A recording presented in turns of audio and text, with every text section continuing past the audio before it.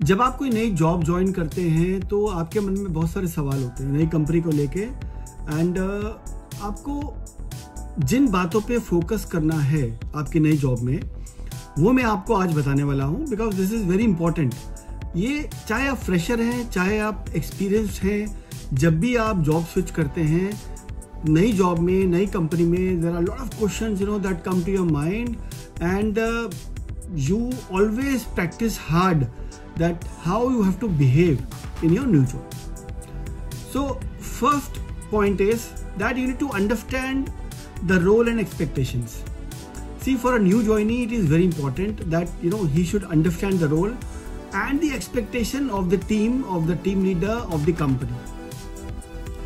So you should always gain some clarity on your responsibilities, on the performance matrix कि exactly आपको performance कैसे करना है, उसके KRAs क्या, आपके KRAs क्या हैं, आपकी KPIs क्या हैं और आपकी मैट्रिक्स क्या है परफॉर्मेंस की, that you have to understand clearly.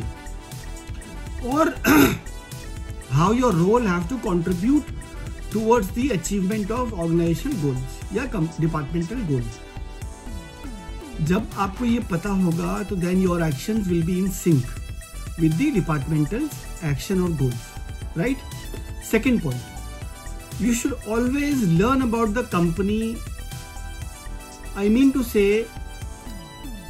first always familiarize yourself about the company's culture, company's values, company's processes, and who are your key stakeholders, because ultimately you will be working for the stakeholders. देखिए तीन चीज होती है, पहली share holder, दूसरी customer, तीसरी employ. Share holder मतलब जो आपके कंपनी के स्टेक होल्डर्स है, मैनेजमेंट है, ठीक है, जिनके लिए आप सब काम करते हैं। दूसरी कस्टमर जो आपके इंटरनल कस्टमर है या फिर एक्सटर्नल कस्टमर है, right, because you are answerable to either your internal customers और your external customers. Three employees, employees means your own departmental colleagues, right. So ये इंपॉर्टेंट है। Third point, you should build relationships. देखिए, unless you have relationships within the department, within the company, you may not be able to achieve the goals that you are targeting for, that you are working for. Now when I say build relationship means you have to build the positive relationship, right, with your colleagues, with your boss, with your team members, with your stakeholders, with everybody out there. अगर आप अपनी रेपर्ट, अपनी जो relationship है वो जल्दी build कर लेते हैं एंड ये आपको हेल्प करती है in collaboration and influencing the other team members. I mean to say, when you build a good rapport with your team members, with your colleagues, with your stakeholders, you can easily collaborate and influence the others to get your work done, right? So this is very, very, very important. Build relationships. Fourth point, ask questions and seek feedback if you are not sure. Don't guess. Always ask questions. If you are not sure, always ask, don't guess, right? Don't hesitate to ask questions till the time you don't get your answer. कभी कभी क्या होता है नई job में ना, लोग hesitate करते हैं कि यार मैं सवाल पूछूं तो कहेंगे अरे बेवकूफ़ है, कोई नहीं पता। ऐसा नहीं है। अगर आप श्योर नहीं है तो आपको सवाल पूछने पड़ेंगे, पूछने चाहिए। If you don't ask the question you may go wrong. अगर आप गलत चले गए किसी काम में, किसी प्रोसेस में, तो क्या होगा ultimately? Your performance will not up to the mark, right?